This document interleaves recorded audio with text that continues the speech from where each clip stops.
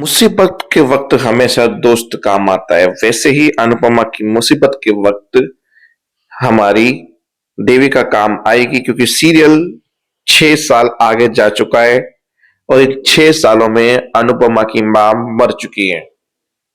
हम्म तो अनुपमा की मां तो मर चुकी है, क्योंकि उसके फोटो दीवार पे लगे हुए थे। उसके भाई का क्या हुआ वो पता नहीं।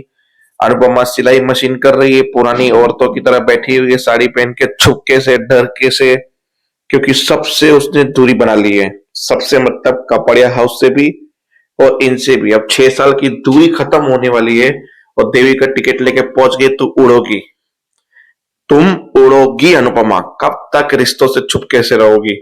तुम उड़ोगी अनुपमा।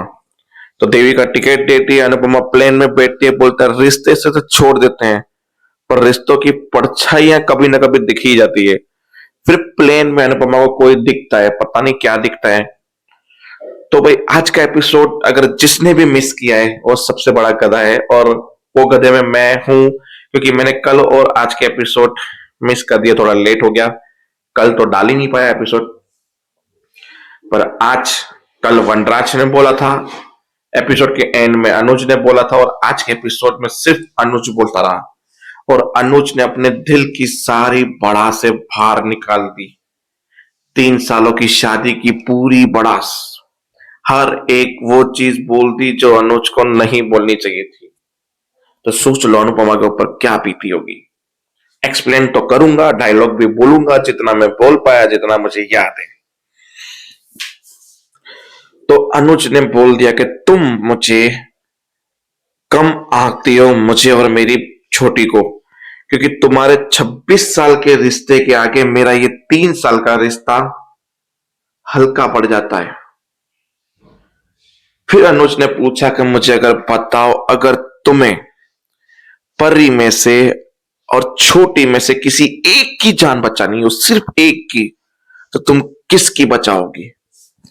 टेल मी अनुपमा, किसकी बचाओगी? फिर तो अनुपमा ने बोला कि मैं मेरे बच्चों की जान बचाऊंगी, दोनों की मां कभी भी तुलना नहीं करती। ये वो 5 वर्णों का भाषण दे दिया। बोला सब मान गया, तेरी बात सब मान गई, पर जब जब मुझे और छोटी को तुम्हारी जरूरत होती थी, तब तक तुम अनुपमा हर चीज में अलग ही तरीके। जब मैं व्हील चेयर पे था, मेरा एक्सीडेंट हुआ था, तब तुम कहां थी? तुम किंजल की प्रेगनेंसी देख रही थी। जब मेरा और तुम्हारा झगड़ा हुआ था छोटी को लेके, तो तुम वहां पे शाह हाउस में होली मना रही थी, खुशियां मना रही थी। जब तुम्हारी यहाँ पे जरूरत थी, छोटी को स्कूल में प्रोग्राम था, उसको डांस करवाना था, तब तुम बा के लिए खिचड़ी बना रही थी। लिटरली अनुपमा खिचड़ी बना रही थी। मतलब जब जब इस परिवार को अनुपमा की जरूरत पड़ी है, तब तब उनकी प्रॉब्लम मां पे खड़ी हुई, और तुमने इस परिवार को नहीं, उस परिवार को तवज्जो दी, उसको मान सम्मान इज्जत दी, और उसको पहले चुना, और वहां पे तुम गई। मतलब अनुपमा, ये सब लोग जितने भी खड़े ना, सब लोग यही बोलते हैं कि तुम्हें शाह हाउस की चिंता बहुत है, तुम शाह हाउस में घुसती रहती हो, क्योंकि उन लोगों का काम तुम्हारे बिना नहीं चलता। पर पता नहीं क्यों मुझे ऐसा लगता है अनुपमा कि तुम उनके बिना नहीं रह सकती, वो रह सकते हैं। उनकी जितनी भी प्रॉब्लम है, अगर तुम नहीं सॉर्ट आउट करोगी या तुम नहीं जाओगी ना, तो वो खुद में खुद एडजस्टमेंट करके रहना सीख लेंगे अपनी जिंदगी में। पर तुम यही चाहती हो कि उस घर में फैसला मेरे हिसाब से हो, चले मेरे हिसाब से, हर प्रॉब्लम में अनुपमा बीच में, हर चीज में अनुपमा बीच में। अनुपमा अनुपमा अनुपमा, तुम शाह हाउस के बिना नहीं रह सकती, वो रह सकते हैं तुम्हारे बिना। इसलिए वो हर बार तुम्हें अनुपमा ठुकरा देते हैं, फेंक देते हैं उठा के, क्योंकि उनके लिए तुम मायने नहीं रखती हो। उनके लिए तुम केवल सिर्फ एक जरिया हो काम का। जब मन आए वो भुला देते हैं, और जब मन आए तुझे धुतकार देते हैं। फिर भी तुम वहां जाती हो, क्योंकि तुम्हें उनके बिना नहीं चलता। आपको सच में लगता है मैंने छोटी को और आपको कम आंका है? प्लीज एक बार बोल दीजिए। आप सब बोल रहे तो बोल दीजिए। बोला हाँ, लगता है मुझे कि तुम मुझे और छोटी को कम समझती हो। बोला आपको पता था रिश्ते का बैगेज आपके साथ शादी में आएगा? पता था? अनुज ने बोला मुझे सही है। तो बोला एक बात बताओ, ये आपकी जो माँ है पीछे खड़ी है, इसने छोटी के दिमाग में इतना सब कुछ भरा, तब आपने लाइन खींचने की कोशिश की। ये बरखा भाभी, जितनी भी साजिश इस घर में हुई है, वो सब कुछ किया, तब क्या आपने लाइन खींचने की कोशिश की? सबको आपने माफ किया, सब कुछ किया आपने। तो जब मेरे मायके वालों की गलतियां माफ मैंने की, उनको मौका दिया, तो मैंने ससुराल वालों की गलती भी तो माफ की, उन्हें मौका दिया। तब आपने उनकी लाइन क्यों नहीं खींची? मैं लाइन खींच देती हूँ, क्या आप लाइन खींचोगे? मतलब ये बात पे लिटरली मुझे ऐसा लगा कि मैं अनुपमा को दो लगाऊं। अरे अब भी शाह हाउस की, मतलब वो अनुज पहले से गुस्से में बैठा हुआ था, शाह हाउस की तारीफ करने में लगी है कि आपने भी अपने परिवार को वो सपोर्ट किया है हर चीज में। फिर अनुज ने जो जवाब दिया ना, मजेदार था।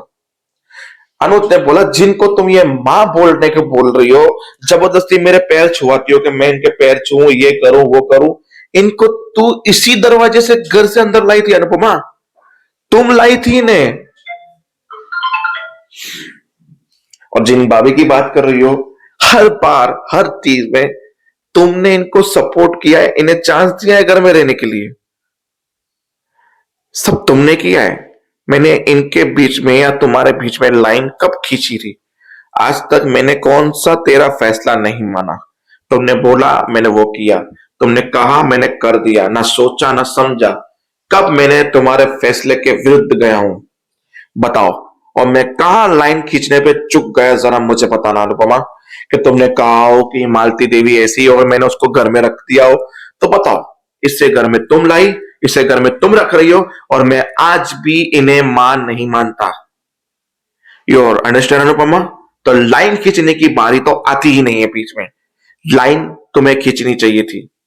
वैसे अनुज ने सही कहा कि भाई, जब तो अनुपमा को तो इन सबके बारे में पता ही था ना, पर अनुपमा ने कहां बताया, कुछ भी नहीं बताया ना, क्योंकि वो बताना नहीं चाहती थी कि उन माँ बेटे का रिश्ता ना बिगड़े। पर अब देख लो क्या हो गया।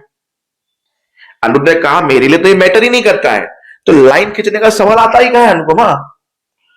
तो बस एपिसोड बकवास पे, मतलब इतने सारे भाषण पे खत्म होता है, और बीच में 5 पन्नों का अनुपमा का नहीं, 10 पन्नों का एक भाषण है जो मैं बोल नहीं सकता स्टार्टिंग में, कि मैंने ये किया वो किया, ये किया वो किया, ये किया ये नहीं किया वो किया। बाप रे, जो भी इसका राइटर है सल्यूट है, डायलॉग लिखता है इतने सारे, और सल्यूट अनुपमा को है कि इतने याद रखती है और बोलती भी है। भाई गॉड, तुम लोग राइटर्स नहीं, पता नहीं क्या हो, इतने लंबे डायलॉग यार मैं बोल ही नहीं पाता हूँ कभी कभी, तो कुछ चीजें तो मैंने ऐड करके बोल दी हो कि शायद ऐसा लग रहा है मुझे। फिर आज के एपिसोड में धमालोगे कि मैंने कल का और आज का साथ में देखा, इसके लिए थोड़ा मैं कंफ्यूज भी हूँ। आप देख लेना, मजा तो आएगी आपको भी। मिलते हैं नेक्स्ट वीडियो में। जय हिंद।